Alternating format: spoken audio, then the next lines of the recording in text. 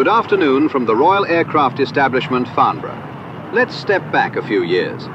Back in 1952, the world was grappling with a new atomic reality. Britain, to maintain its place as a global power, issued an audacious requirement for a high-altitude, long-range bomber capable of carrying the nuclear deterrent. The speeds and altitudes required were far beyond anything achieved by the wartime Lancaster. The Avro Company, led by Roy Chadwick and his successor Stuart Duncan, bypassed convention. They proposed a radical new shape, the delta wing. The theory was so new, so untested on a large scale, that Avro had to first build a fleet of small, one-third scale, jet-powered test beds, the Avro 707s, just to prove their calculations were correct. It was a massive gamble. The aircraft you see is the result of that gamble. This is the Avro Type 698, prototype VX770, the very first Great White Delta. By 1958, VX770 is no longer a brand new secret, but a seasoned test aircraft. It has spent 6 years pushing the boundaries of flight, testing different engines, and validating the Delta concept. Its striking gloss white paint, known as anti-flash white, is a chilling reminder of its purpose, to reflect the thermal radiation of an atomic blast. Watch how this colossal machine, with a wingspan of nearly 100 feet, moves through the air. The test pilots discovered it possessed handling characteristics more akin to a fighter than a heavy bomber. Its lack of a conventional tail gives it a unique silhouette and a clean aerodynamic profile. This prototype, VX770, is a purer form of the design. It lacks the kinked wing that would be added to later production models to solve buffeting issues. This is the original, unadulterated vision. This aircraft is more than just a machine. It is the ancestor of a legend, the flying testbed that proved the Delta wing was viable and gave the Royal Air Force its most iconic and potent symbol of the Cold War.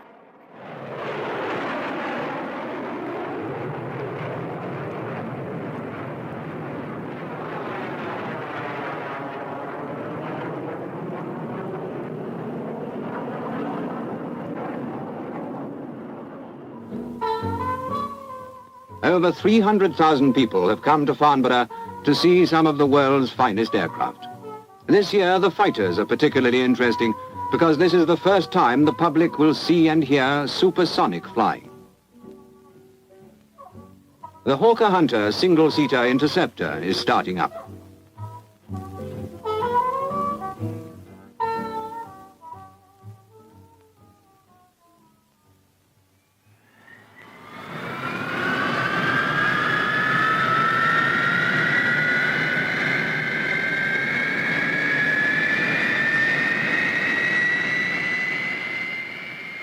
The Hunter, on super priority order for the Royal Air Force, has a single Rolls-Royce Avon engine.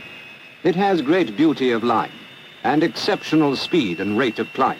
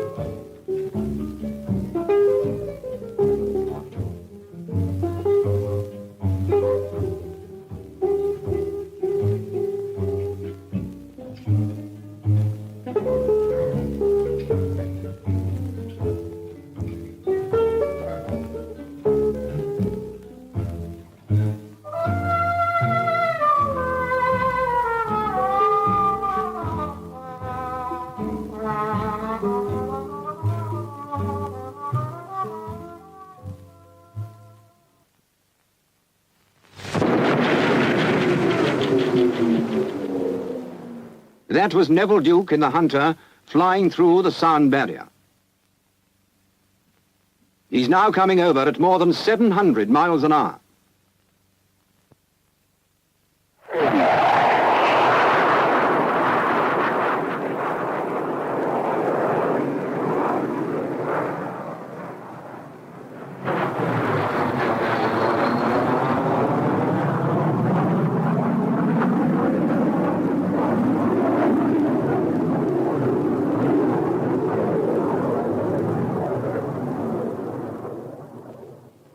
And here comes the Swift.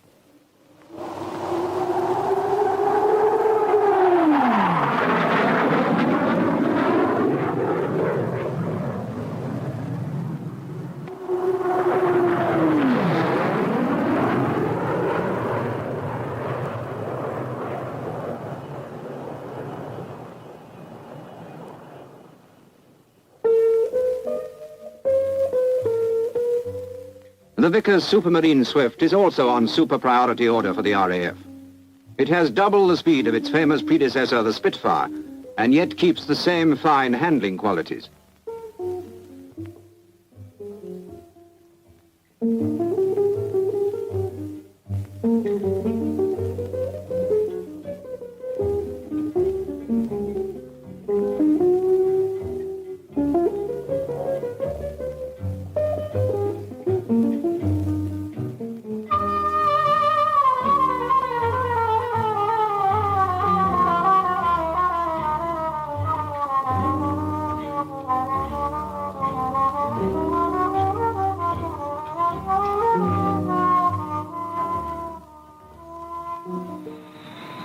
The Vickers Valiant, with 4 Avon engines, is also super priority. It is the first of a new generation of jet bombers. It's exceptionally maneuverable and can operate at very great heights. It's the finest aircraft of its type in production anywhere in the world.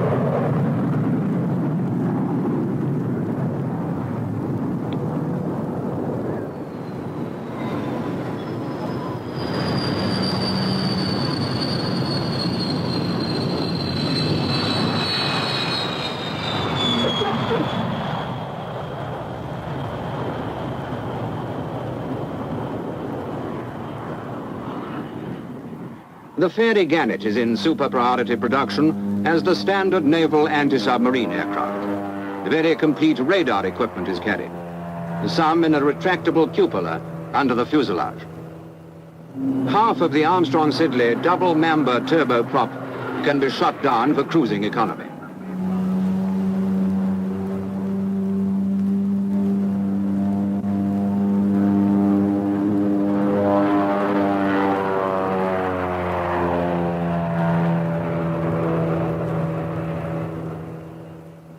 The work of the ground crews is often overlooked. They put in long hours keeping the aircraft serviceable, a job of increasing complexity as more and more specialized equipment is introduced.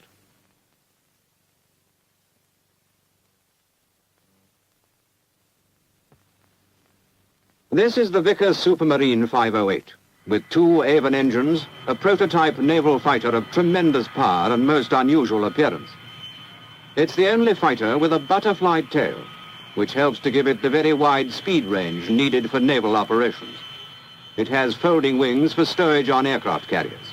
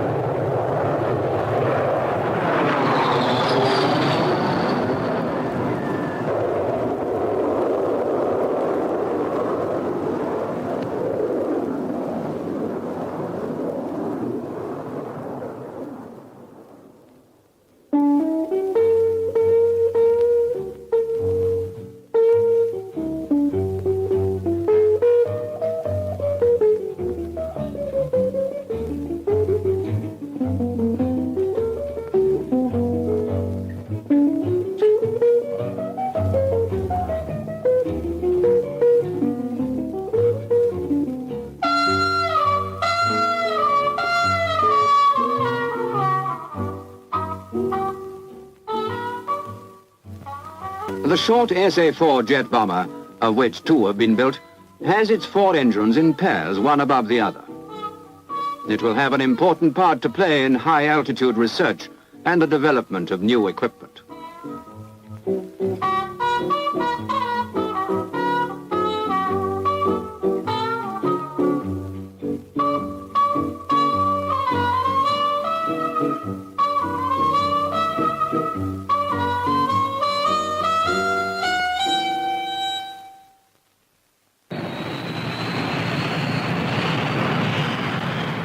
Here is the de Havilland 110, swept-wing night and all-weather fighter. It was the first British aircraft regularly to have exceeded the speed of sound. In it, John Derry obtained much data on transonic flight before he tragically lost his life flying a similar aircraft at this year's display.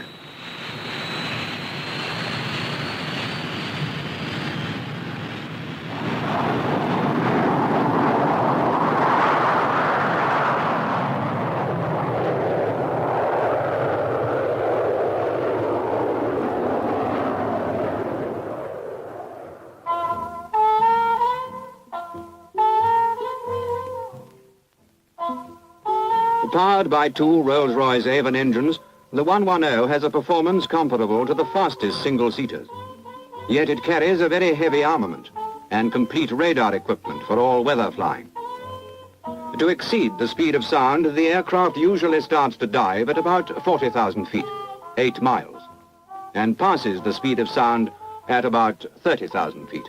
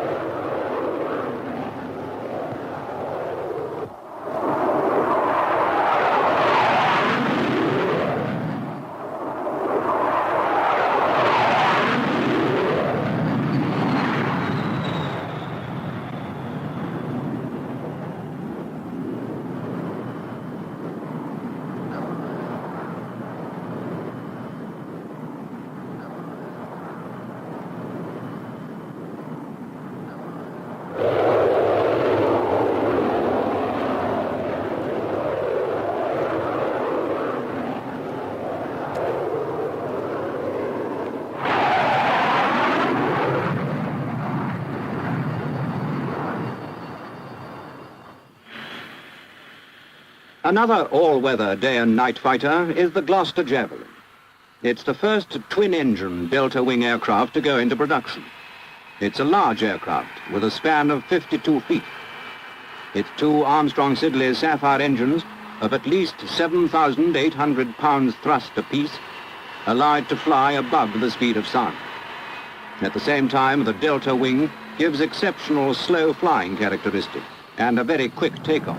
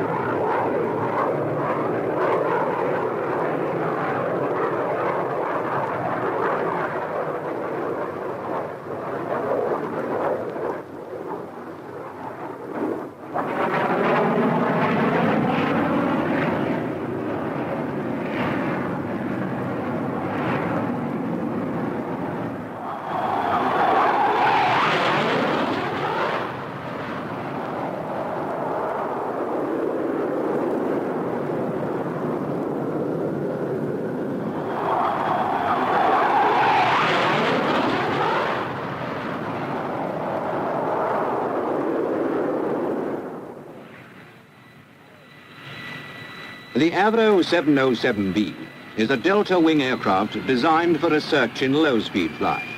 Research which it is only now known was directed to the production of the world's first delta wing bomber. In contrast, the Avro 707A, with a wingspan of 34 feet, was designed for high-speed research. The 707A is a flying scale model of the bomber.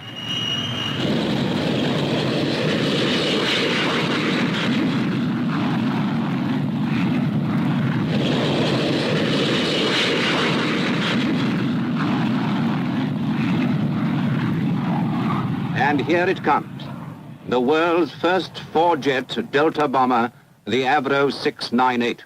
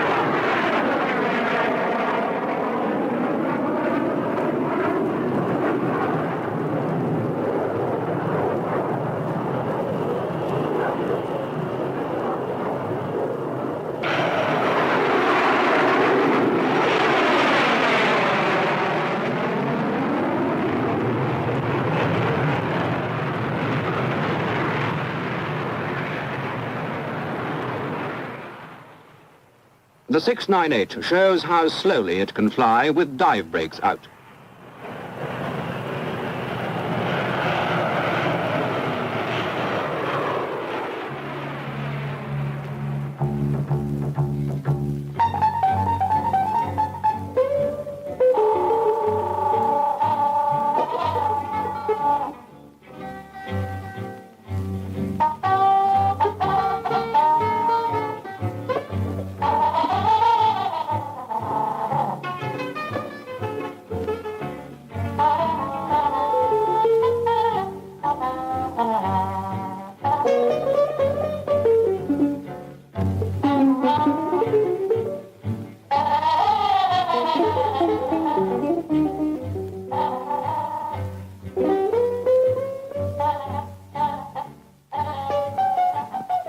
The Avro 698, with its four Rolls-Royce Avon engines, is the most advanced bomber flying in the world today, and perhaps the most beautiful. It is being flown by Roly Falk, who is entirely alone in the aircraft. The 698 is a spectacular triumph for Britain's aviation industry today, but has an even greater promise for the future. The Delta Wing has many great advantages for large, long-range passenger aircraft and offers possibilities of economy and speed which may well be realized in the next few years.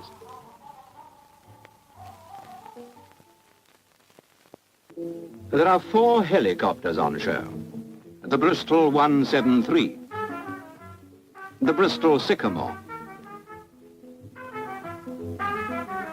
the Westland Dragonfly, the Saunders Rose Skeeter,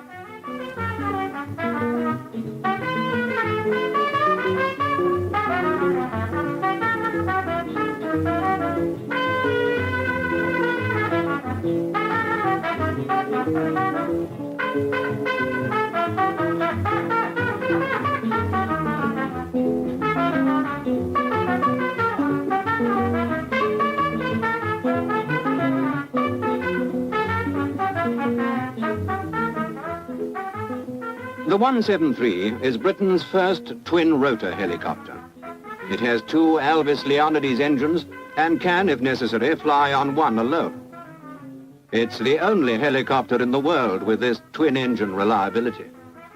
It's designed to carry 13 passengers at up to 158 miles an hour.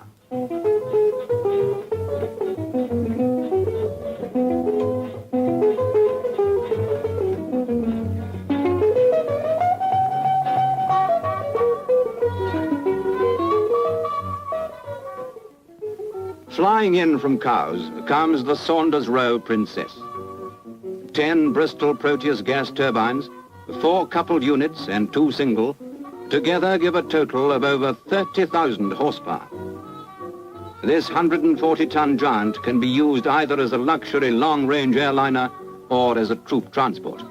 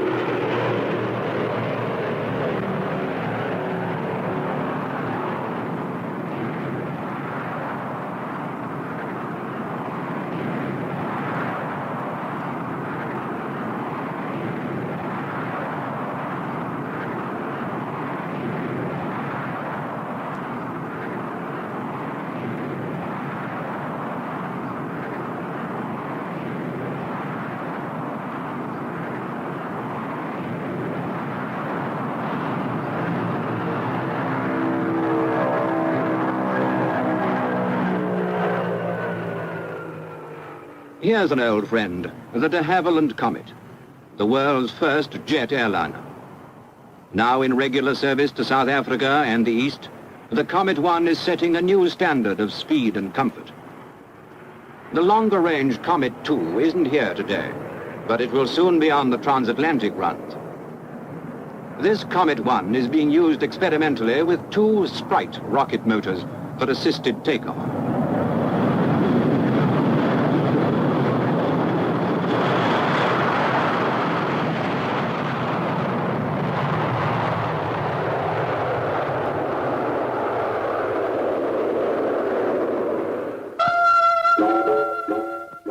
The Vickers Viscount, the world's first turboprop airliner, is now coming into general service with British European Airways. It's an exceptionally economical aircraft and can carry about 50 passengers on medium-length flights with unequal smoothness. The Bristol Britannia, with Proteus II engines, is the latest of the trio of gas turbine aircraft which have put Britain in the forefront of civil aviation development. The Comet is unsurpassed for high-speed luxury mainline services. The Viscount is first class for medium-range work. The Britannia will be the perfect aircraft for high-capacity long-range operation and can also be used for economical short-range tourist services.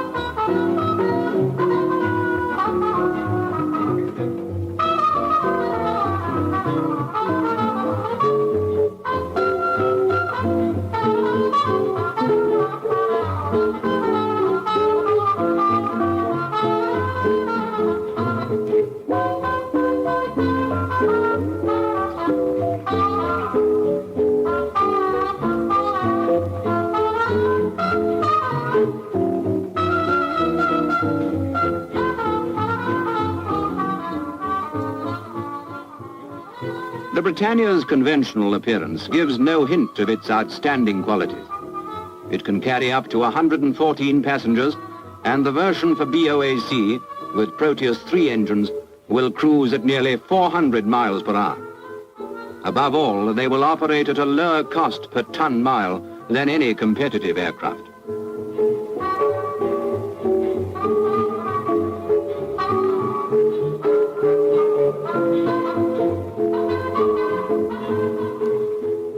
"1952 has been a year of practical achievement and great promise. A year in which gas turbine aircraft have first gone into regular passenger service. And a year in which some of the most advanced military aircraft in the world have first flown. They too giving promise of even higher standards for civil aviation in the years to come.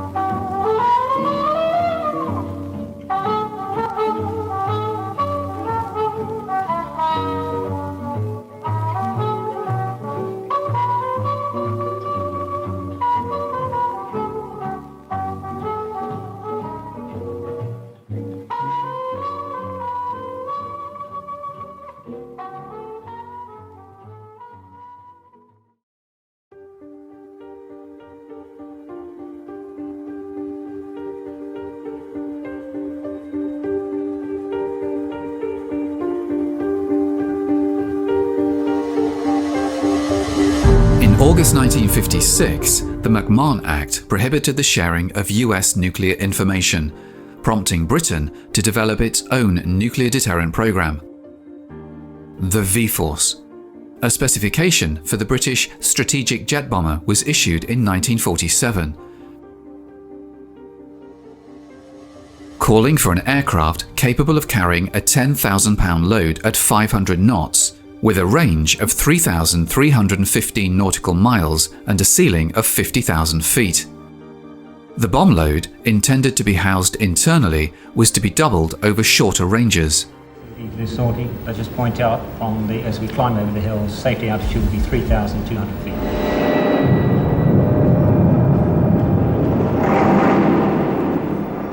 All 8 major British aircraft manufacturers submitted designs, including a proposal from A.V. Rowe & Company, based in Chatterton, near Manchester. Okay, full FRC checks. I'll do the radio at high level. I'll leave the HF set up on Volmet so we can monitor the weather and transit, and otherwise SOP. The design was an all-wing concept based on German research data. Right, we'll descend from high level to be here at 6,000 feet. After a series of major modifications and refinements, a revolutionary wing shape was chosen. This shape, almost a pure triangle like the Greek letter D, led to the universally adopted name Delta. 1. Now, that was 0601 Zulu.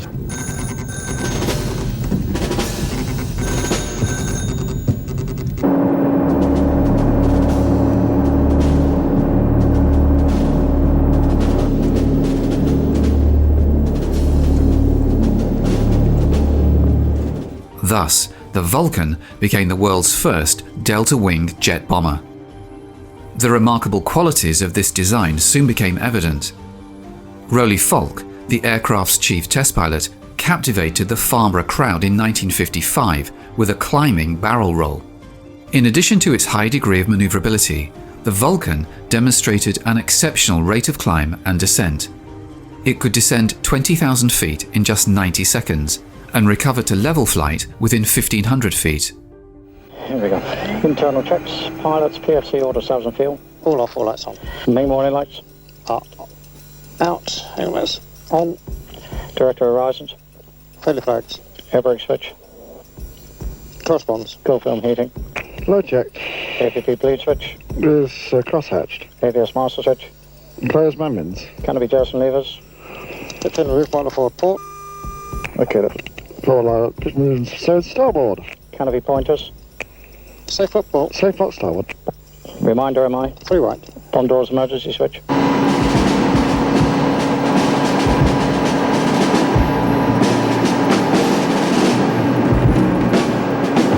Okay. Let's hold the check so a minute. We'll sign for the old 700. I need a pen as well. Okay, let's go with the pre-start checks then. Canopy pointers.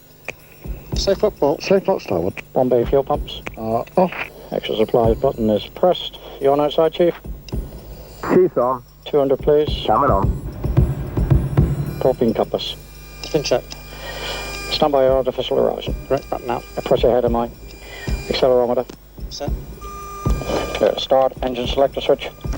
Is to normal. Ignition switch. Is on. RPM and R. JPT coming up. Up to 15, 16.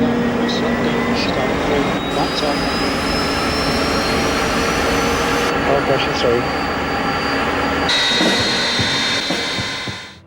In the early 1960s, early warning radar would provide the V-Force with a 4-minute warning in the event of a surprise missile attack. The Vulcans stationed at this location could be scrambled in just under 2 minutes. Vulcans were equipped with a rapid mass startup facility, allowing all 4 engines and electrical avionics to activate almost instantly at the press of a single button in the cockpit.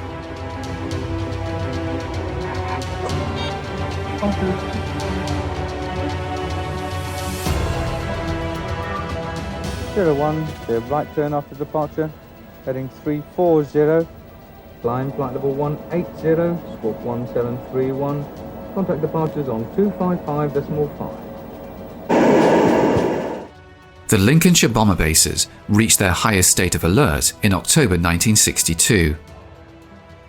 As the Cuban Missile Crisis unfolded, the Valiant, Victor and Vulcan B bombers were armed and maintained combat readiness for 3 days.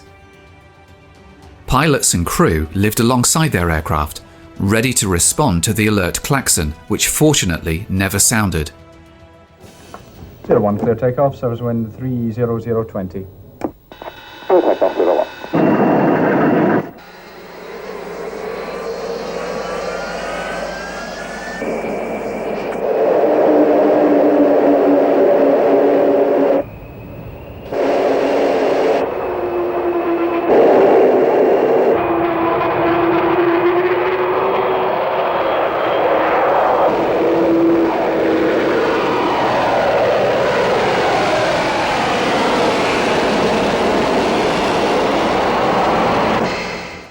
It shouldn't be forgotten that the V-Force would have carried out the first strategic retaliatory strike on the enemy defences, preceding the American SAC B-52s.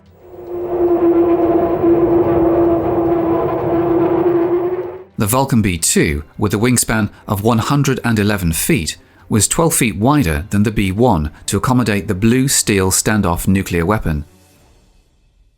It operated with Olympus 200 series engines, each providing 18,000 pounds of static thrust. A total of 88 Vulcan B-2s were built for the RAF and were initially painted with a high-gloss white anti-radiation finish.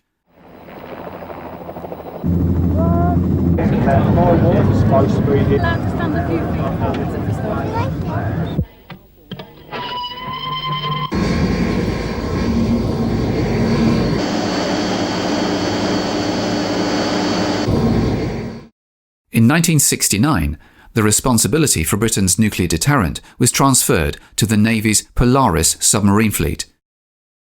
By the early 80s, the Vulcan was being phased out and replaced by the Tornado. Together with the other V-bombers, it had valiantly defended the British Isles, but had become obsolete. However, events in the South Atlantic changed that view. On May 1, 1982, at 10:50 p.m. local time, 2 Vulcans and 11 supporting Victor tankers took off from Ascension Island, marking the beginning of the first sortie of Operation Black Buck. The target, Port Stanley Airfield. 3 days later, Captain John Reeve departed from the safety of Wide Awake Airfield to commence the second mission. The flight would span 16 hours, during which the Vulcan would be refueled 5 times. This was to be the longest bombing mission ever mounted. To avoid detection by enemy radar, Captain Reeve descended to 300 feet before initiating a rapid climb to 16,000 feet. The attack had begun.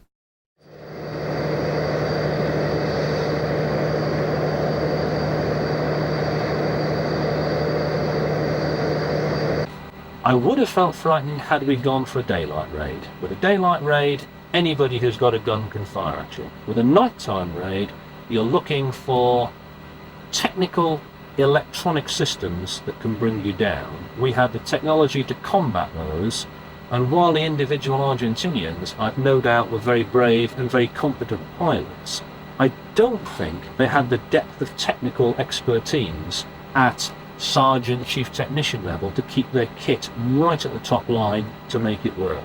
Moreover, we had the advantage on the Vulcans. We were the first raid, and the first raid has always got the advantage of surprise.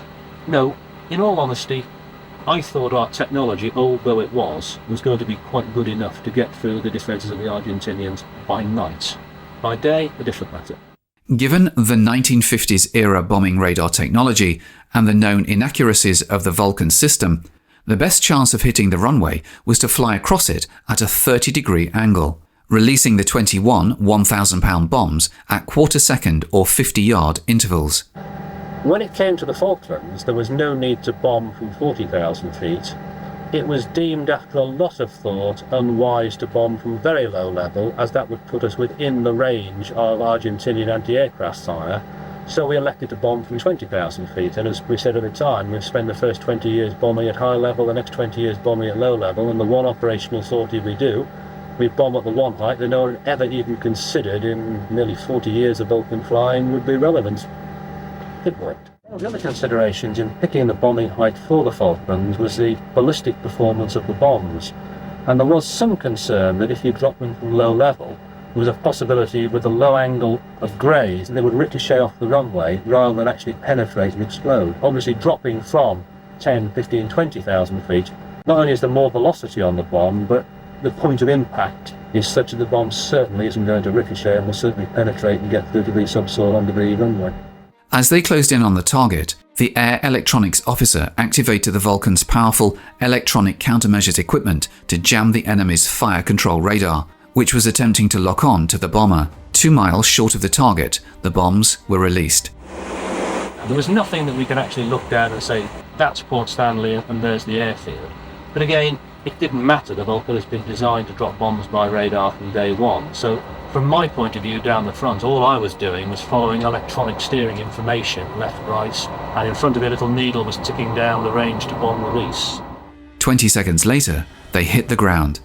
Our feeling was we were taking out a military target in a military operation, and I certainly had no moral qualms. I didn't think anyone else in the crew. If they had, they certainly never spoke about it. We were perfectly happy with what we did. We'd have done it. One struck the middle of the runway. This was sufficient to render the airfield inoperable to Argentine jets that were such a threat to the task force. The Argentinians would be aware of what was happening in the sense that, first of all, the frontline strength of the Royal Air Force is never a secret. It can't be in a society like ours. They were well aware that Vulcans would be employed if we were going to bomb the Falklands in the same way as obviously Harriers would be involved from the carrier. They were also aware of the capabilities of the Vulcan, and our initial plan was certainly for low-level raids. This was subsequently modified when we discovered the Argentinians had installed fairly sophisticated anti-aircraft weaponry. The only other aircraft physically capable of carrying the 1,000-pound bombs were the Buccaneers, and in fairness, the Buccaneers were probably a more capable aircraft with a better bombing system. The problem, as I understand, is, as on many jet engines, when you're lubricating the rear turbine, the oil is destroyed in the heat and is subsequently dumped overboard. And all jet engines lose something in the order of 3 to 4 pints an hour, depending on their size. Now, the Vulcan was designed to fly for a very long time and has got an oil tank which can tolerate that kind of loss. The Buccaneer, designed to fly comparatively short sorties, would have run out of oil for its engines after about 6 or 7 hours. One of the things that we discussed as aircrew was the possibility of operating the Vulcan over Argentina. Now, not to drop bombs, that would have been a political disaster, but just to show the Argentinians that we had the capability of getting through their defences, which I'm sure we did. And if you were an Argentinian civilian, if you suddenly hear a bomber whistling over Buenos Aires, big Delta Wing aircraft 3 o'clock in the morning making a lot of noise, we've got your attention. And one of the things that would have made the Argentinian Air Force do, as they did to a very large extent, is hold back their aircraft for home defence. Now, the Mirages, which might well have been escorting, were in fact being held back for defence of the homeland, and the only aircraft they were being held back for was to defend against the Vulcan, which is another contribution the Vulcan made to the Falklands War. Very definitely. One of the things that did strike me, I was involved in Desert Storm. I was flying one day with the VC-10 tanker. We had 2 Buccaneers on the right wing there to do the laser designating. We had 3 Tornadoes on the left wing, each I think with 3 1,000-pound bombs. So counting the tanker, we had 6 aircraft to drop 9 bombs, which is fine, and it worked very well. But I couldn't help but think at the time that the Vulcan could carry 14 laser-guided bombs in the bomb bay. They were slightly longer than the ballistic ones, so only 14. We could certainly have got 3 under each wing on the pylon, so one Vulcan could perhaps have done 20 bombs, probably 2 sorties a day. I think it's a shame in some ways we didn't have the Vulcan for Desert Storm. I'm sure it could have made another contribution which would have been well worthwhile doing. The operation to deliver 21 1,000-pound bombs to Port Stanley Airfield required considerable effort, which seemed disproportionate to the resulting bomb craters. However, the impact on Argentine Air Force strategy and combat capability was also disproportionate to the physical damage inflicted. So after I left the Vulcans, I was on 44 Squadron when we finally folded. I did a 3-year tour in training, and then I was posted to the VC-10s, where I currently am on 101 Squadron, which is the VC-10 tanker, and by coincidence, my first Vulcan Squadron when I joined the force in the very early 70s.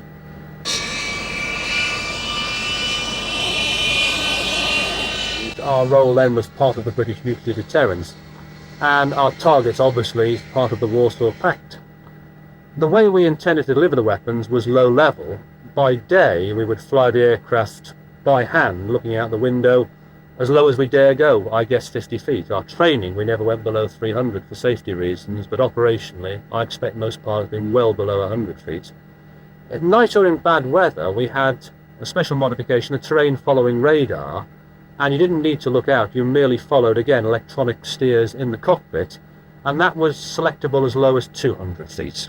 The entire mission would be flown at those sort of heights, and obviously the weapon, when released, had a long time delay built in before detonation to allow the Vulcan to get clear of the effects of the blast.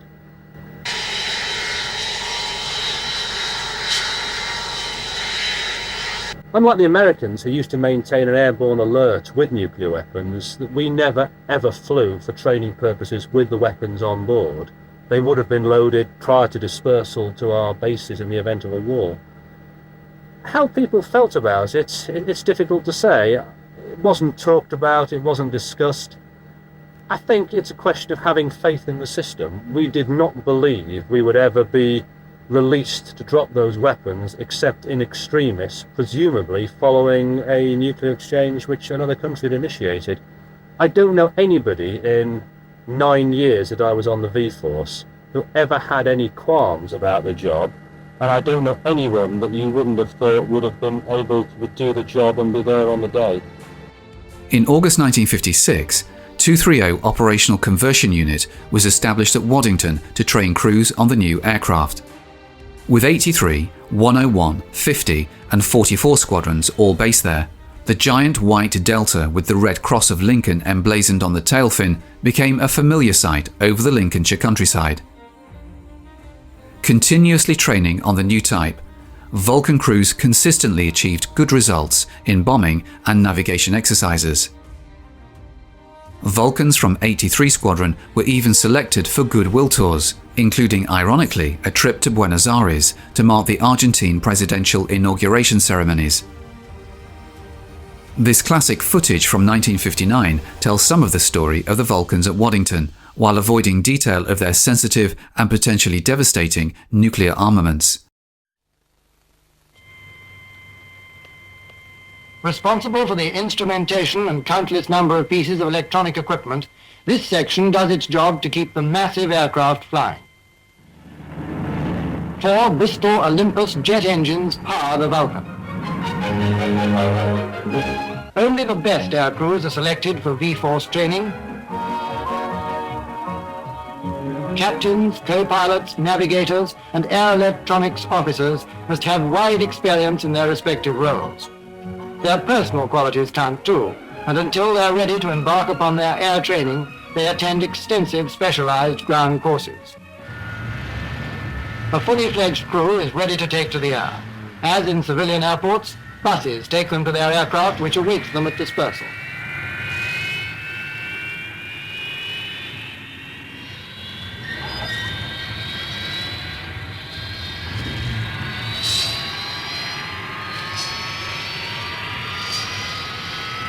What fantastic machines these Delta wings are. There are 14 miles of electric cables in each one of them, 9,365 feet of tubing, and, not including the engines, over 167,000 different parts. Hundreds of thousands of nuts, bolts, washers, and rivets hold the gigantic machine together. Local control gives the okay to take off. According to the weight of the aircraft, so do takeoff speeds vary. The altitude of the airfield, temperature of the day, atmospheric pressure, all have to be taken into account. The takeoff speed is usually around 130 to 140 knots.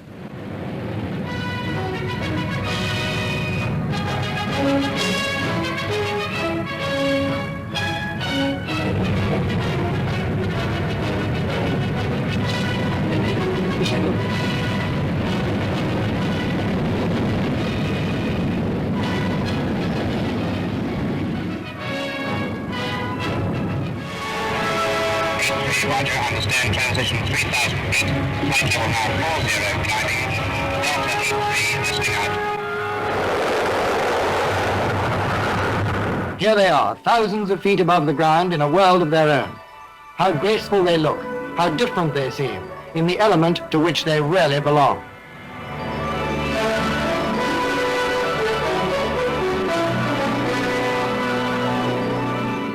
Sometimes on clear days we look up to the sky and see vapor trails like this.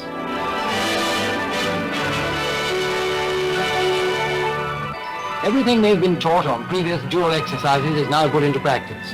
High altitude bombing and navigation sorting, but practicing of emergency procedures, instrument flying and control approaches for landing.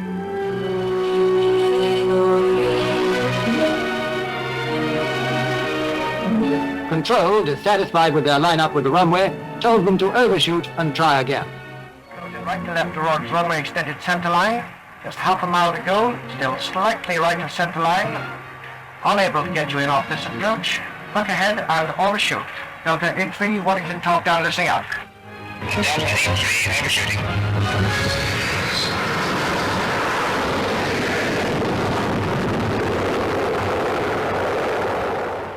The V-Force evolved into an extremely efficient organization with a strong nucleus of select staff crews holding the highest V-Force classification. In 1958, the 3 Vulcan B-1 squadrons gradually took on the role of spearhead for the British nuclear deterrent. The flying side of the station's activities goes into action. No time now for unnecessary formalities. No time for anything except to get the aircraft off the ground fast.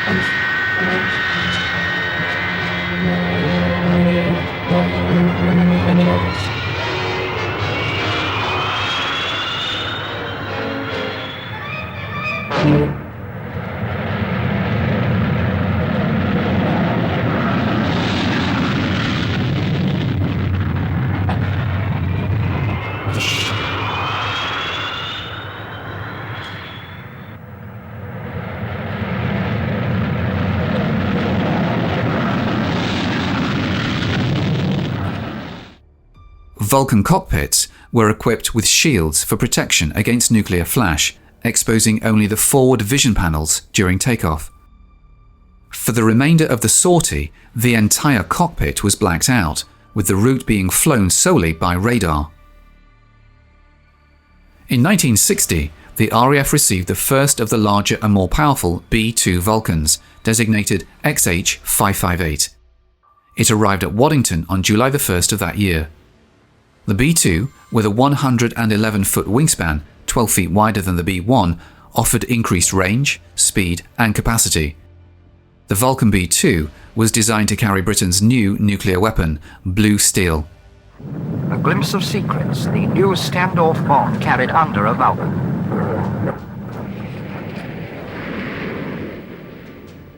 After a complex fail-safe pre-launch procedure involving the first pilot, both navigators and the AEO, the missile could be fired from 100 miles away from the target.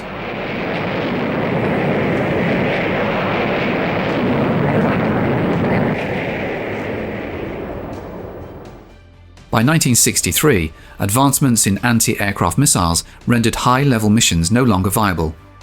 The Vulcan, with its robust airframe, was the most suitable V-bomber for low-level operations.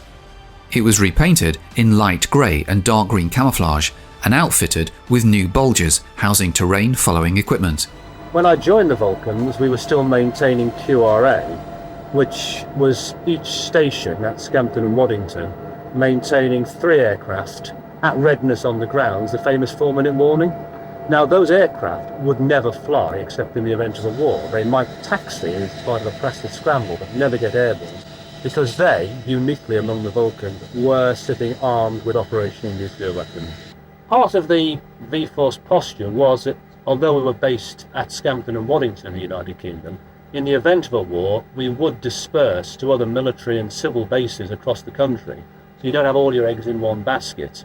And then in the event of a 4-minute warning, there would be 4 Vulcans getting airborne from perhaps 20 or 30 different airfields around the United Kingdom to give us the chance to get airborne and disperse before any incoming nuclear weapons can take us out. For 7 years, the V-Force maintained the Quick Reaction Alert program, ensuring the RAF operated at its highest state of combat readiness during peacetime. Blue Steel ceased operational service by the end of the 1970s. The last B-1 Vulcan flew as a testbed for Concorde and Tornado engines. Meanwhile, the B-2 Vulcans transitioned back to a conventional bomber role and were gradually phased out in the early 1980s. During and immediately after the Falklands conflict, Vulcan B-2s found a new role as tankers, temporarily replacing the Victor fleet committed to the South Atlantic. In 1984, the squadron was disbanded, and XH-558, the first B-2 to fly with the Air Force, was chosen to be the last Vulcan, preserved for display flying. Its ultimate role, delighting the crowds at air shows, became one of the most spectacular attractions. The following sequence speaks for itself. The Vulcan is due to arrive at 2:30 this afternoon.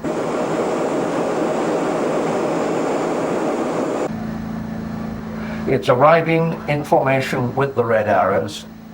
Later in the afternoon, the strongest man in the world is going to attempt to pull the Vulcan.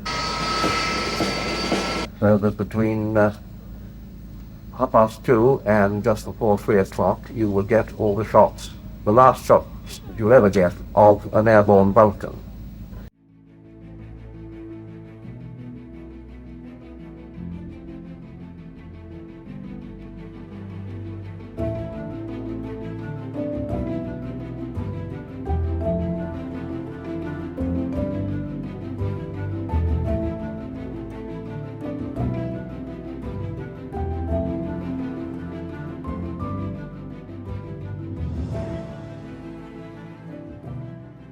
Britain's nuclear V-force reached its operational zenith by 1964. If necessary, more than 150 Valiants, Victors, and Vulcans could be quickly deployed from makeshift airfields across the British Isles. The aircraft could be airborne within 4 minutes, armed with a blue steel nuclear missile. A single aircraft possessed the capability to deliver a devastating strike deep within the heart of the Soviet Union. This was the era of QRA, Quick Reaction Alert. The Royal Air Force Bomber Command reached its peak in terms of size and strength during the final months of the Second World War. Night after night, hundreds of Lancaster and Halifax heavy bombers were dispatched to pummel the German homeland with millions of tons of bombs. Collaborating closely with the US Air Force, the Allied bomber formations systematically devastated industrial, civilian, and military centers, playing a pivotal role in the ultimate victory in Europe. But the cost was high. Even though they were heavily armored and equipped with defensive weapons, the heavy bombers still remained susceptible to attacks. Conversely, the de Havilland Mosquito exhibited remarkably high levels of survivability, even though it was completely unarmed. The key lay in its ability to fly at high speed at altitudes that put it beyond the German defenses. In 1945, as the Allies advanced across Western Europe and into Germany, numerous aircraft research facilities fell into their hands. American, British, and Russian scientists all stood to gain immensely from the data obtained from the Germans, as they would delve into every facet of aeronautical design.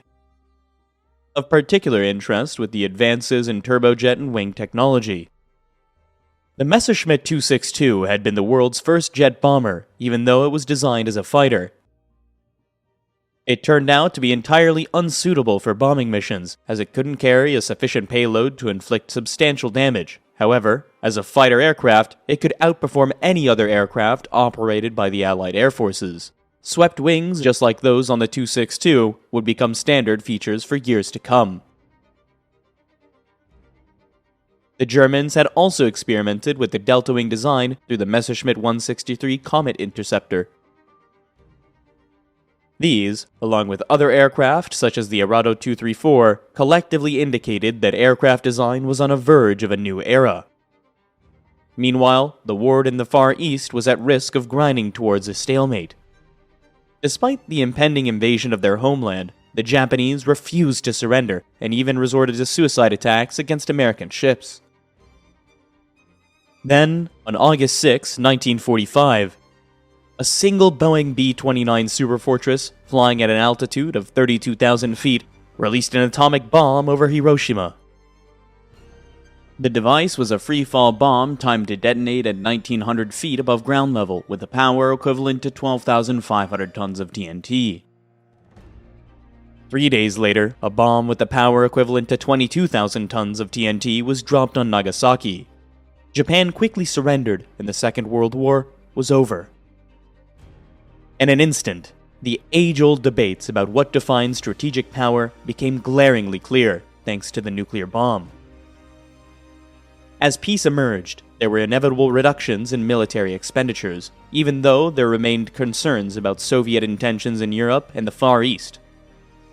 Demobilization provided a natural means of reducing numbers of RAF personnel, but other cutbacks would hurt much more.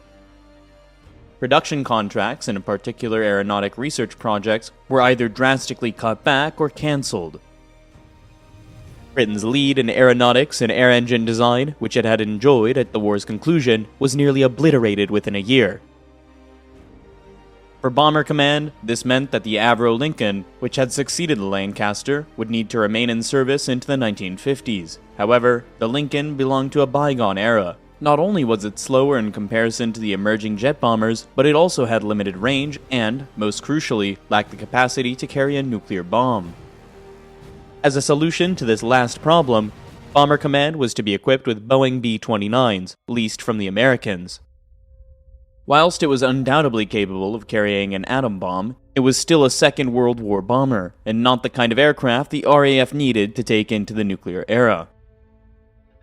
However, amid this otherwise gloomy picture, a ray of hope emerged. The RAF had the distinction of being the first Allied Air Force to operate a jet-powered aircraft, The Gloucester meteor.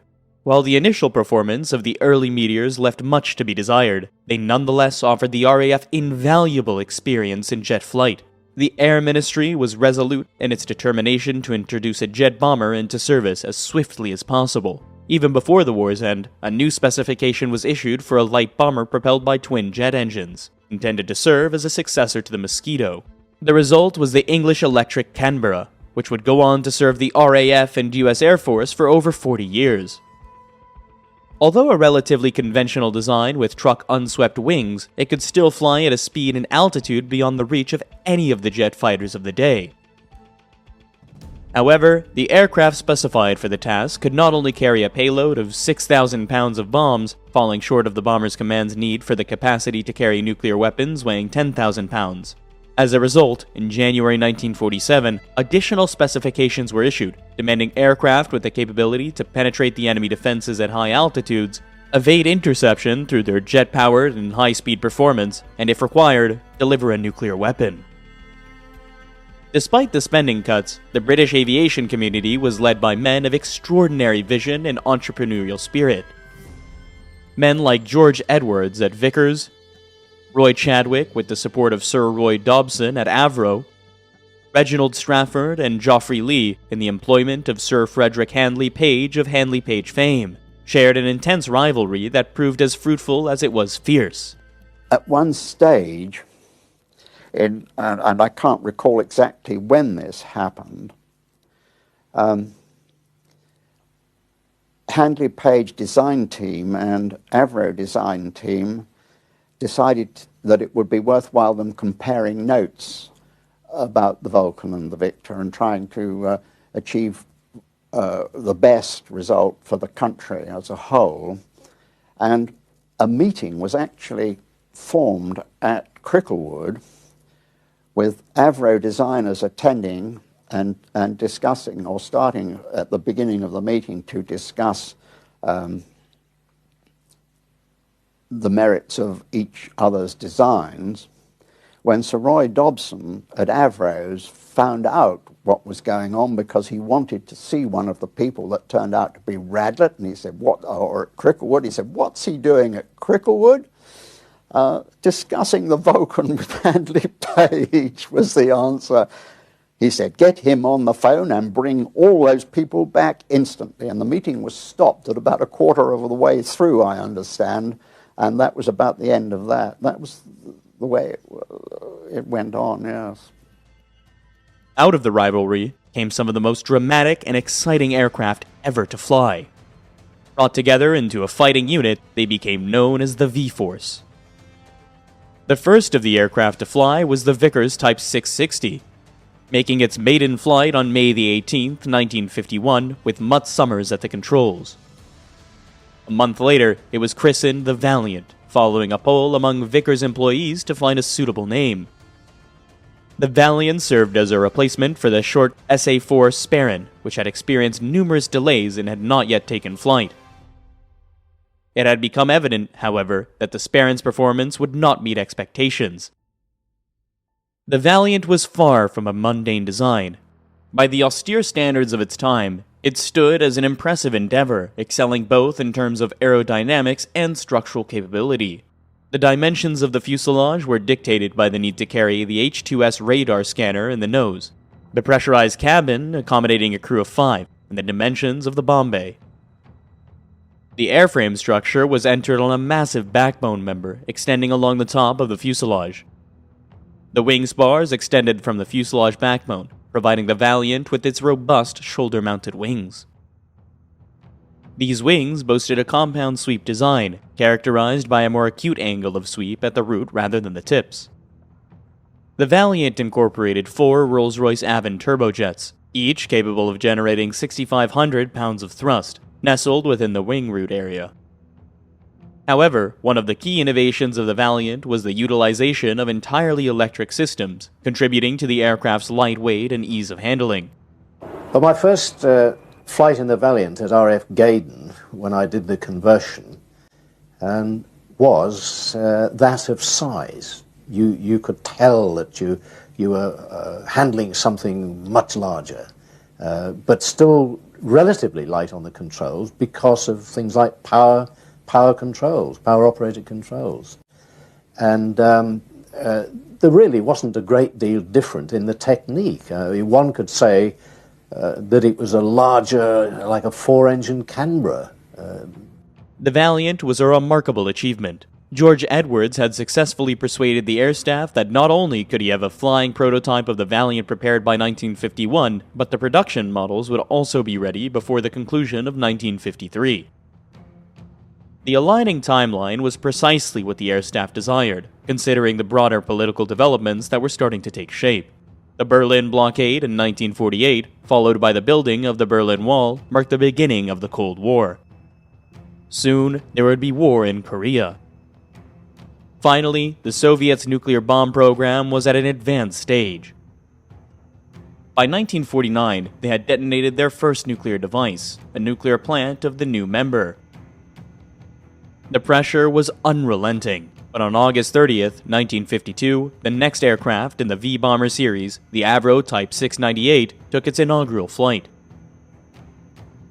Now, with respects, the day we rolled it out, on that Saturday morning, I think it was August the 5th, I forget now, 1952, and Rowley Falk flew it, the superintendent of flying, and Rowley Falk walked out of that aircraft with just his lounge suit on and his leather helmet, just as if he was going for an afternoon's drive.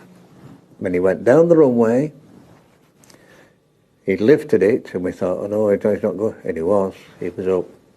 He didn't lift the undercarriage, he was airborne for 2.25 hours. Now that 2.25 hours that he was airborne, he stopped the whole of the traffic in the Manchester area. They'd never seen anything like it, because it was a great Delta bomber, They'd seen the little ones flying, but not a big one like that. They all thought they were being invaded from outer space. Their telephones were red hot, police cars were tearing about, this, that, the other, because it was all kept hush hush. We'd kept it shut up down there. He came back, he landed it, and he just got out, and he walked, and we all clapped him, and he just raised his hand, he just walked away as if he'd just been out for an afternoon's drive in a Mini Minor. Now then, a week later, he was taking the aircraft down to Farnborough to the air show, and he took off from here again on his own, and when he got to Farnborough, he rolled it like a fighter. He got a bollocking for it, but he still rolled it. We all heard about this. We thought, oh, we can't have, but he did. Now, and 10 days later, he's going back to Woodford with it. And we knew he'd arranged to fly it back at dinner time because all the crowd were outside to watch him come in with it. This marvellous aircraft that had been built at Woodford. We saw him coming. He comes over the new assembly, which is the building across the road, the assembly sheds, and he reaches the end of the boiler house. He spins it and rolls it like over the factory from one end to the other. Straightens it up in the air, shatters everything, lands it and just walks away. And he broke all the glass in the roof, cracked it. And the glass in the roof was taped up for many years till the roof was redone. From the very beginning, the aircraft, which later became known as the Vulcan, was acknowledged as an exceedingly advanced design, excelling both in aerodynamics and as a manufacturing feat. Notably, the Type 698 had been originally conceived by Avro's chief designer, Roy Chadwick, who tragically passed away before he could learn that the Air Ministry had accepted Avro's proposal. In order to investigate the flying properties of the Delta Wing, 1/3 scale replicas were built. Designated as the 707, 2 of these aircraft were constructed to explore the flight characteristics of a Delta Wing at slow speeds, while the other 2 were built to investigate high-speed properties. Nonetheless, the pace of development within the Type 698 program was so rapid that by the time the first 707 took to the skies in 1951, metal was already being cut for the Vulcan prototype. Initially, the prototypes were equipped with 4 Rolls-Royce Avon turbojets, but it's the Bristol Olympus series of engines that have become synonymous with the Vulcan's remarkable performance. However, further test flights conducted at Boscombe Down uncovered issues with the nearly perfect delta shape. Buffeting occurred when the aircraft pulled G-forces at high altitudes, which, in the long run, could shorten the fatigue life of the aircraft structure. The solution was to incorporate a kink into the leading edge, so that the inboard sweep was reduced, whilst the output sweep was increased. This would become the standard layout for all future Vulcans, and one which made the flying Vulcan a truly unforgettable experience. I think the combination of perhaps the installed engine power and also a technicality that the aircraft performance frequently depends on the ratio of its weight to its wing area. The more the wing area for a given weight, the tighter the aircraft can turn. Plus, the Vulcan, the sort of triangular shape, was inherently strong, which gave it, I think, probably slightly higher G limits than the other aircraft. And certainly that combination gives you the very tight turns, plus fighter-type control column, a lot of manoeuvrability. I mean, we thought it was wonderful, and just before the Falklands, we had the Victor pilots come up and train us for the tanking. And yes, of course, their first love is the Victor, and they would defend it to their dying day. But I think they were impressed by the Vulcan. They rather liked what they saw. I remember Pete standing, we did a couple of manoeuvres, and he sort of said, "Oh, can I do that again?" And we did them so many times that the fuel got a little bit low. He was really enjoyed himself. Lovely aircraft. The formidable reputation of a four-engine jet bomber, which sounded rather fearsome, was dispelled by the Vulcan, which was, in many ways, a very good fighter in performance terms, and beautifully easy to handle, and very few, compared with the Canberra, potential malfunctions and disasters. While the Valiant was undergoing flight trials, the third V-bomber prototype, the Victor, was nearing completion. The Victor ultimately held the distinction of being the longest-serving V-bomber, remaining in service with the RAF Strike Command until 1993. It was also the first heavy bomber to go supersonic. So we did another run and went to about the same indicated Mach number, and that was it. And there were no handling problems. Everything worked perfectly normally. The whole aeroplane was smooth without any shaking. There was no evidence of exceeding Mach 1 in terms of trim changes or anything at all. The whole thing was perfectly smooth. And we returned to Radlett. And when I got back, I went into the control tower to see the air traffic controller, and I said, "You didn't happen to hear a supersonic bang at about 20 past 11 this morning, did you?" "No." So I asked one or two others around. No. Nobody, didn't seem to occur to anybody. So that was that. But on Monday morning, we discovered, this was a Saturday, in fact, we were doing this. On Monday morning, we discovered that there had been a good supersonic bang all over Watford and one or two other places. And it so happened that Charles Joy, the chief designer at Handley Page, had been shopping in Watford, and he'd witnessed it, and he knew what the time was. And the time coincided precisely. And so there was no argument. But, of course, the aerodynamicists immediately took all our records and this, that, and the other off the aeroplane and analyzed them and said, yep, it was supersonic. As early as 1945, Sir Frederick Handley Page recognized that the RAF would need a jet bomber to replace the Lincolns. Consequently, he directed his design team to begin work on a bomber design. During 1946, the design was developed into a formal proposal. At the time, there was very little data available about the flying characteristics of a delta wing, and it was thought that such a design would be rendered unworkable due to stability problems. As a compromise, Handley Page opted for the crescent wing shape.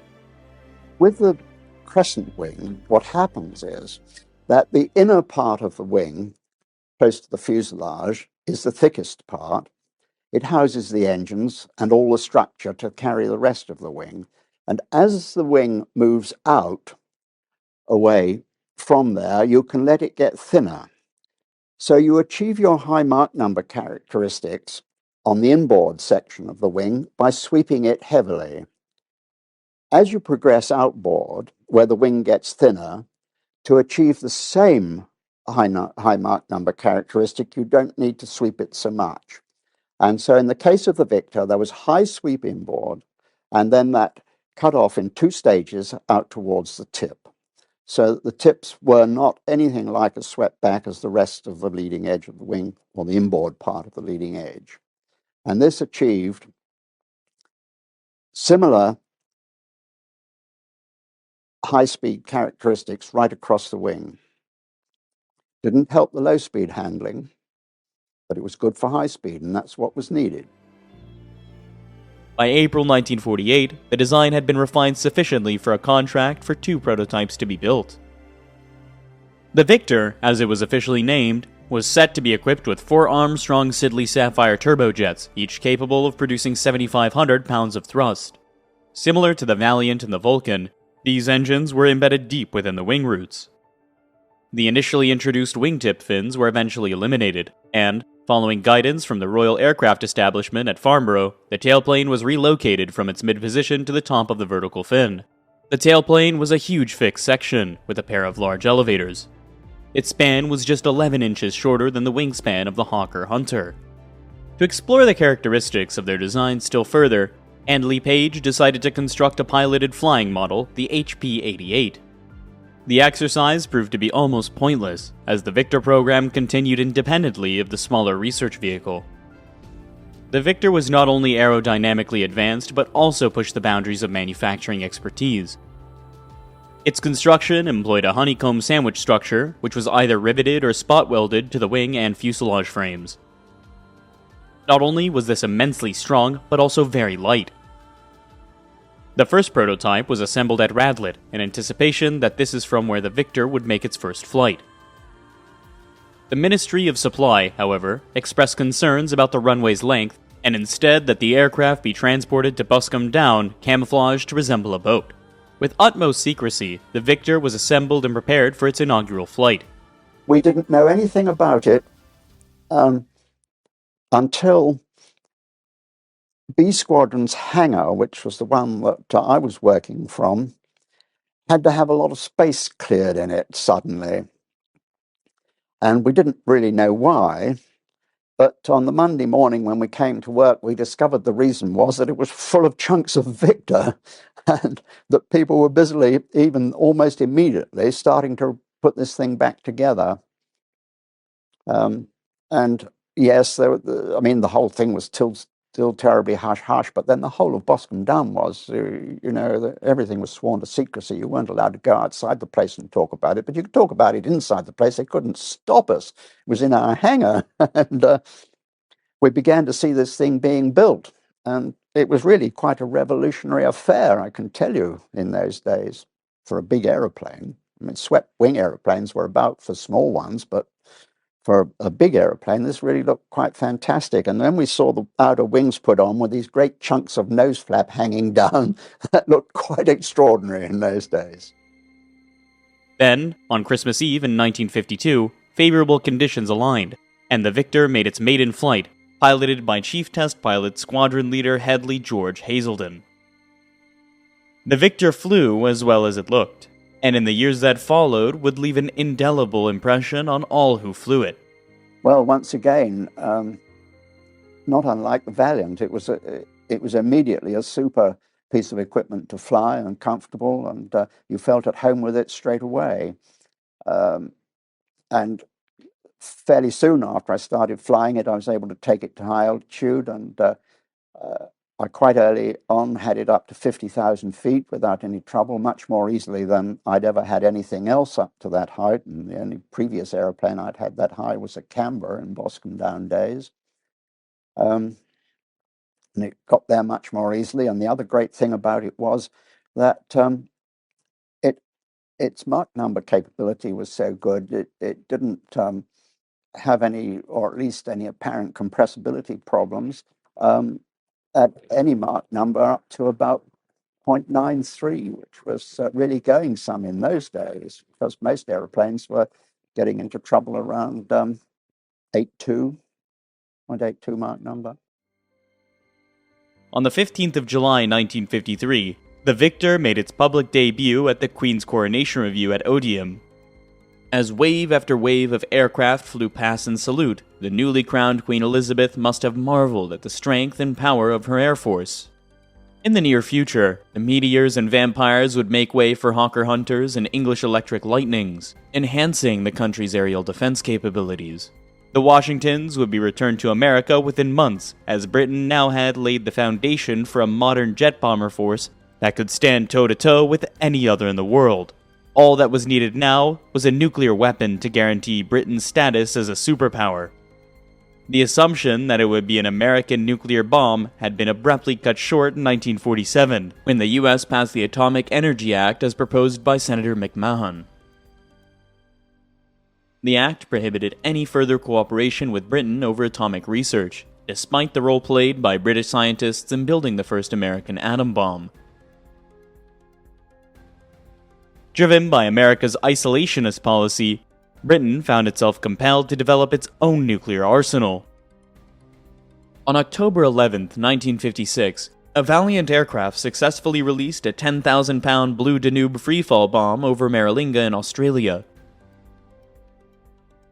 The subsequent year marked a significant milestone for Britain, as it conducted its first thermonuclear or hydrogen bomb test, dropping it 400 miles off Christmas Island in the Pacific as part of the Operation Grapple tests. The third of these drops produced Britain's first megaton detonation. Britain's place at the superpower table was now assured, and America keen to rebuild a special relationship. The aircraft was painted in a special anti-thermal flash paint. There were no black dielectric covers for the radar components on the outside. This was all, and even the flying controls, the seals on the flying controls were all made of a special anti-radiation neoprene material. The other item of equipment, which was very essential, was we had to black out the whole of the crew cabin. And so, at a certain time, prior to the bombing run, all the blackout screens went up, so the whole cabin was sealed. The only small slot was immediately in front of the captain on the left-hand side, which was a very heavily smoked glass screen, a matter of 3 or 4 inches by 1 inch or so, very small slot. Now, on the explosion of the weapon, we felt this in the form of 2 shock waves.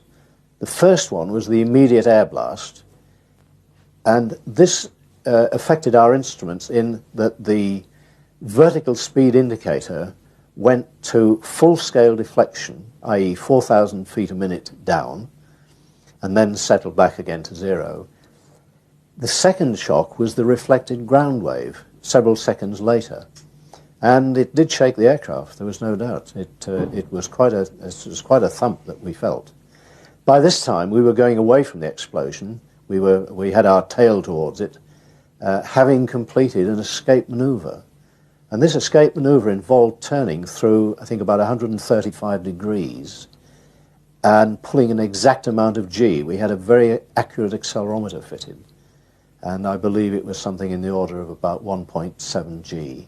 Not a lot, but at that amount of G, we could guarantee to have completed the escape maneuver.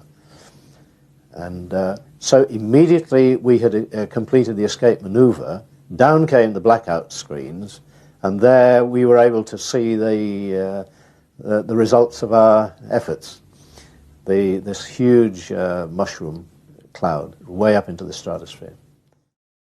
The initial Vulcan B-1 aircraft entered squadron service with No. 83 Squadron, stationed at Waddington in July 1957.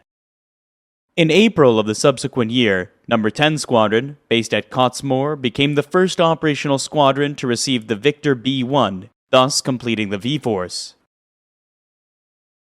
It was very exciting. I think that's more the word. Thinking back, I suppose we did feel that we were entering a new era in operational flying. There was a great air of expectation and pride at being selected to fly these new bombers. One considered oneself in the elite, if you like. It had become apparent for some time that delivering a free-fall bomb to any Soviet target would be an extremely perilous endeavor, given the rapid advancements in Soviet defense capabilities. The answer lay in standoff weapons, missiles which could fly themselves to the target after being launched from an aircraft. In March 1956, Avro was awarded the contract to build the Blue Steel. Blue Steel was 35 feet long and carried a red thermonuclear warhead that used rocket propulsion and had a range of 100 miles. A Valiant B-1 was used in the early trials, which despite some initial setbacks, would extend it to other V-bombers. By 1963, Blue Steel was ready to go into service. Nonetheless, the development of the Mark II version was already underway, promising significantly extended range. Progress on this version was slow, but it was eventually cancelled in favor of the American Douglas Skybolt, scheduled to replace the Blue Steel missile in 1965. However, it became apparent that the Victors could not carry the Skybolt missile. Consequently, Avro initiated the adaptation of 72 Vulcans for this purpose. These modified Vulcans, designated as the new Mark IIs, entered into service in December 1960. These aircraft had a more powerful engine, the operated 16,000-pound Olympus, which could push the Vulcan up to Mach 0.98. An enlarged wing which gave it an improved service ceiling of 55,000 feet, as well as a host of new electronic countermeasure equipment. But the RAF's plans went awry in November 1962, when President Kennedy cancelled the Skybolt. The problem with Skybolt is it's the most sophisticated weapon imaginable. We put $500 million into it already. To fire a missile from a plane moving at high speed. After extensive diplomatic and political negotiations, President Kennedy agreed to allow the British to acquire the submarine-launched Polaris missile system. The timetable for the demise of Britain's airborne nuclear deterrent was set. In the interim, Bomber Command would persist with the Blue Steel missile and freefall bombs. By 1963, NATO had established its response policy to counter the Soviet threat. The primary responsibility for strategic deterrence was entrusted to the formidable American Boeing B-52s under Strategic Air Command. They were supported by batteries of medium-range and intercontinental ballistic missiles. Europe's contribution to the nuclear deterrent rested solely with the V-Force. A tripwire policy meant that any Soviet aggression would be countered by a massive nuclear strike. This meant that the British bomber crews were always on instant readiness. Quick Reaction Alert, or QRA, was designed to disperse the aircraft to airfields around the UK. At these bases, the air crews would reside either in readiness huts adjacent to their aircraft or inside the aircraft themselves. Life was fairly tedious. There's no getting away from that. You sat around for 24 hours or went to sleep in a caravan, waiting for the whistle to blow. But it was an opportunity to do other things. Of course, you did quite a bit of target study while you were on QRA. And that was simply sort of locking yourself away in a secure room and getting your target material out and working on that. Essentially then you would deploy the aircraft to wherever, set yourself up, and you'd end up with 4 aircraft on the ORP, fully fueled, weapons as required, not nuclear weapons for a dispersal obviously, and we'd be plugged into what they called the telescramble, which if you like was a phone all the way back to Bomber Command. The crews would be sitting in, we had little caravans that were taken around if there was no purpose-built accommodation, and you'd sit there and in the background, I always remember, you'd have this beep about every 10-15 seconds, which was just to prove that the line to Bomber Command was still open. And then at the appropriate time, which you'd always try and second guess and usually get it wrong, there'd be a message from Bomber Command or Strike Command as it became, raising the alert state. Now the normal alert state was called Readiness 1.5, and at Readiness 1.5 that meant you were in flying kit, you were in the vicinity of the aircraft in the caravans or having a meal, and 1.5 meant you had to be airborne within 15 minutes. They could then raise that to Readiness 0.5, which meant you had to be airborne within 5 minutes, so for that you would go out to the aircraft, strap in, do some preliminary checks, but wouldn't start the engines, because if you start the engines you're burning fuel, which of course limits the time. There was up to 0.2, which was airborne in 2 minutes. For that you did start the engines. Of course there's a finite time then of how long the lords and masters can hold you at that alert state. and the ultimate one of scramble. And the normal one for us was readiness 05 would be called. A few minutes after we got into the aircraft, they would scramble us, and then everything worked extremely well. The aircraft was designed, one button, press that, all 4 engines start, the powered flying controls run up. Everything was designed to automatically snatch out the back. You didn't bother with unplugging anything, just opened the throttles and went.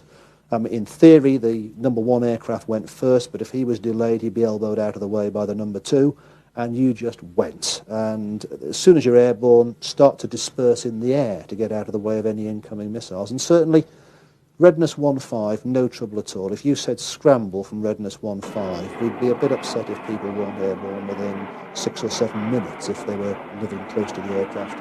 Maybe 10 minutes if they had to take a transport out there. It was good, it was practiced regularly, it worked. Traditionally, V-bomber operations and crew training had focused on flying at high altitudes and launching missiles from there. However, in May 1960, new evidence regarding the development of Soviet missiles came to light. Then, an American U-2 spy plane, piloted by Gary Powers, was shot down by a surface-to-air missile shot over Soviet territory at a height of 65,000 feet. A full 10,000 feet higher than the operational ceiling of the V-bombers. This, together with the cancellation of Skybolt, effectively signaled the end of high-level operations. Over the following 3 years, procedures were overhauled to shift operations to low-level flying. Initially, flights were conducted at 1,000 feet above ground level, and eventually, when conditions permitted, they could go as low as 50 feet above the ground.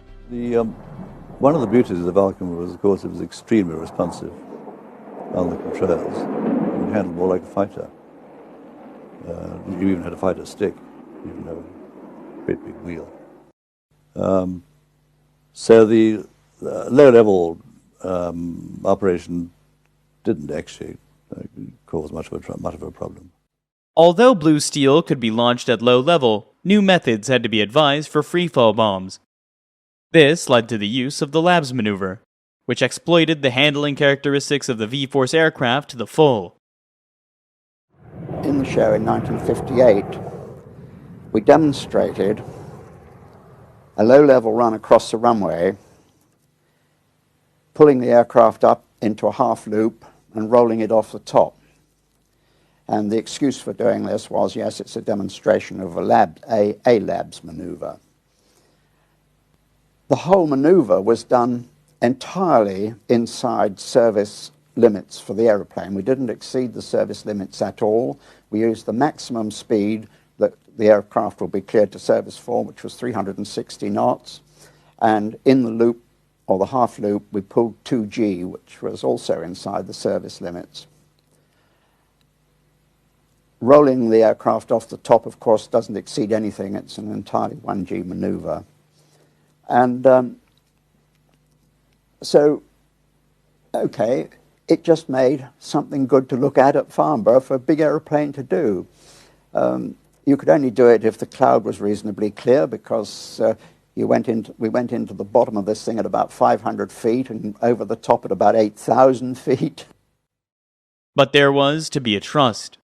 Flying at low altitudes posed challenges due to the denser air and increased turbulence, which placed greater stress on the aircraft's structure. This stress would inevitably reduce the aircraft's operational lifespan, and the Valiant was the first to experience these effects. Having flown low-level operations for Strategic Air Command Force for 2 years, already the Valiants began to show alarming structural problems. In December 1964, a routine examination of one Valiant showed fatigue cracks in the main spar. A rapid checking of all the other aircraft revealed the same problem. There was no alternative but to ground the whole fleet of Valiants from early 1965. We heard all about this, the famous incident at Gaydon, where one of the flying instructors was flying a sortie, and there was a tremendous crack, and one of the spars on the right wing, I think it was, actually broke. They were able to reduce speed, fly back to Gaydon, RF Gaydon, near Leamington Spa, and the crack was so bad that in fact it disconnected the drive to the right to the starboard flap. So one flap came down and the other didn't.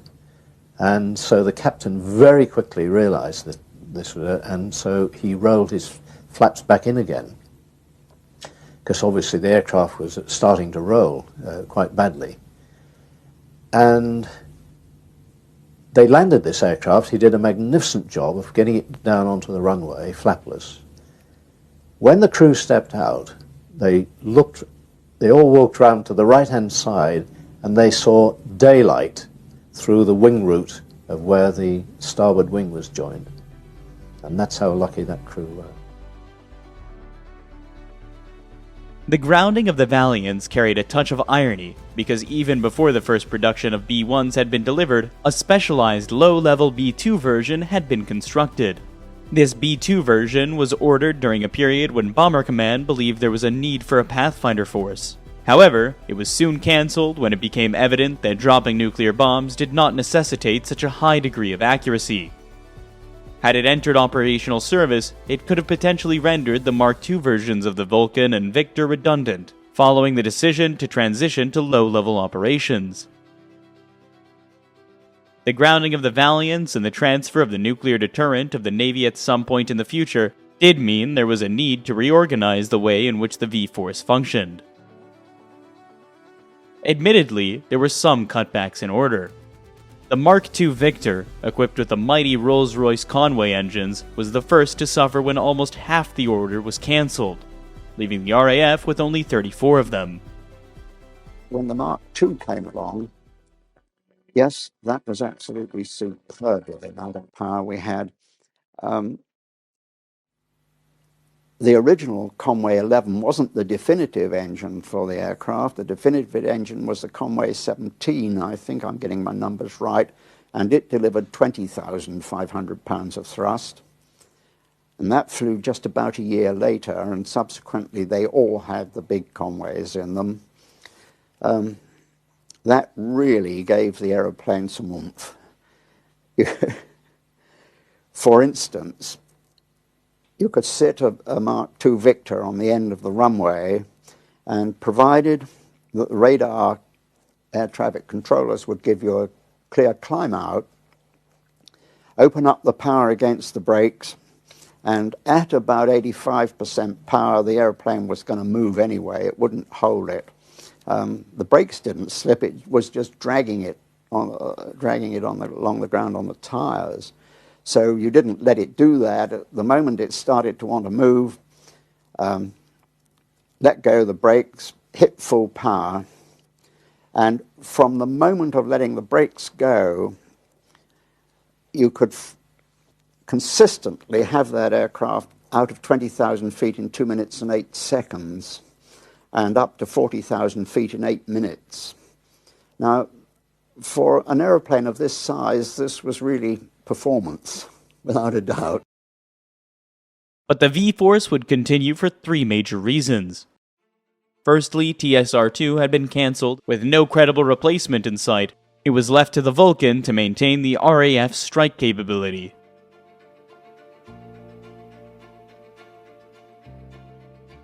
Furthermore, NATO exerted pressure on the British government to retain the V-bombers as tactical strike aircraft to counter the formidable Warsaw Pact ground forces in Central Europe. Additionally, in-flight refueling techniques had been refined during the 1950s, utilizing Valiants as tankers. The ability to refuel in flight greatly extended the reach of the RAF, enabling it to give up bases in some of the more far-flung reaches of the globe. Fighter Command had also come to rely on in-flight refueling to extend the range of its frontline aircraft. When the Lightning aircraft entered into service, it had an endurance of just over 40 minutes, which made it an impractical proposition for extended operations without the capability to refuel. However, with consistent refueling from tanker aircraft, these planes could essentially fly for extended durations. Following the retirement of the Valiants, this refueling role was assumed by the Victors. Almost immediately, every available Mark I was converted. The first 6 were equipped with 2 retractable refueling hoses in pods under the wings. The next 25 had a third hose, fitted into the bomb bay. By the end of 1966, 3 squadrons were fully operational as tankers. In 1968, the Victor was withdrawn from the bomber force altogether, because of the impending delivery of the Polaris to the Royal Navy, and because of the uncertain future of Handley Page aircraft. Ironically, the contract to convert the remaining B-2s to K-2 tankers was awarded to Avro. The extensive reach of the V-Force was vividly showcased during the Falklands War in 1982, when Vulcans, refueled by Victors, undertook the longest bombing mission in history. Part of the deal of the Vulcan is a threat. And we'd made it clear that we physically had the ability to bomb the Argentinian mainland. So the Argentinian Air Force had to reserve a fair proportion of its fighters to defend the homeland. This means that when they put their A4s in against the fleet, they essentially were going in unescorted.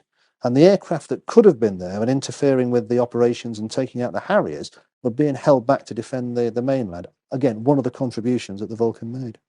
By that time, the Vulcan was already being phased out and replaced by the Tornado GR-1. Additionally, the RAF had Buccaneers at its disposal, capable of conducting low-level bombing missions equipped with cutting-edge weapon guidance technology.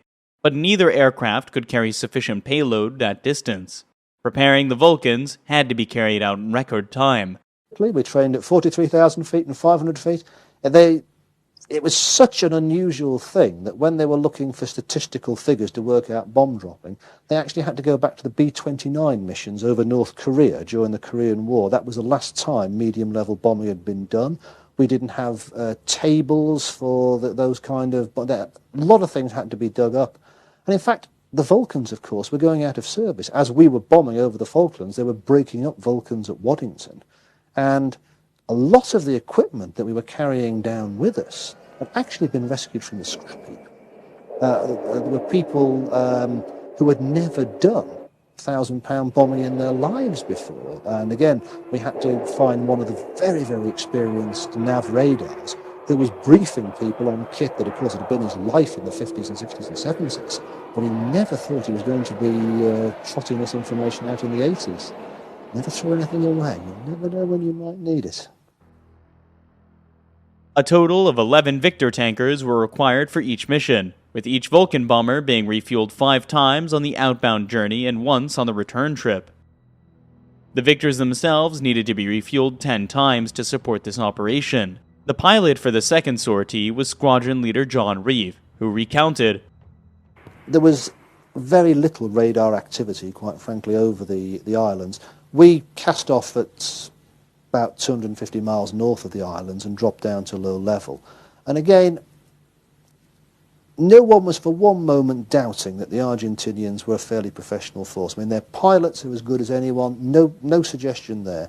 But what we felt was, if you're going to intercept an aircraft at night, an awful lot of things have got to go right.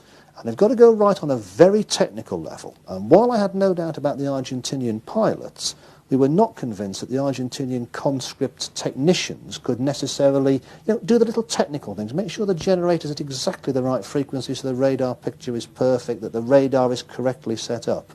And certainly when we went in very low level to avoid the radar. We then climbed up to about 14,000 feet and bombed from that height, which was above the effective range of their light anti-aircraft guns. It also had the advantage that the bombs, when dropped, would strike the runway nearly vertically, so there was no possibility of them bouncing off. They would penetrate well through and blow up in the subsoil and really heave the runway up. So we were not picked up by the radar, and to some extent I'm not surprised in that to operate a radar on the Falklands 24 hours a day in those conditions is not easy. I'm not sure the very finest Argentinian troops were put ashore, and we felt by day I'd have been very, very wary of going. But by night, when everything's got to be a technical thing, we felt we were in with a reasonable chance. However, this mission marked the final significant operational use of the Vulcan, and in 1984, these aircraft were retired from active service. Then, in 1992, it too made its last appearance. The Victor was the last of the V-Force to leave RAF service. Serving well into the 1990s, the Victor aircraft played a crucial role in the Gulf War, providing invaluable refueling support not only to RAF aircraft, but also to those of numerous coalition partners. Alongside 10 VC-10s and TriStars, the 7 Victors took their share of 299 sorties in just 42 days, helping to deliver 13,000 tons of fuel to the first strike aircraft. For 38 years, the skies of Britain shuddered under the noise of these great four-jet engine bombers.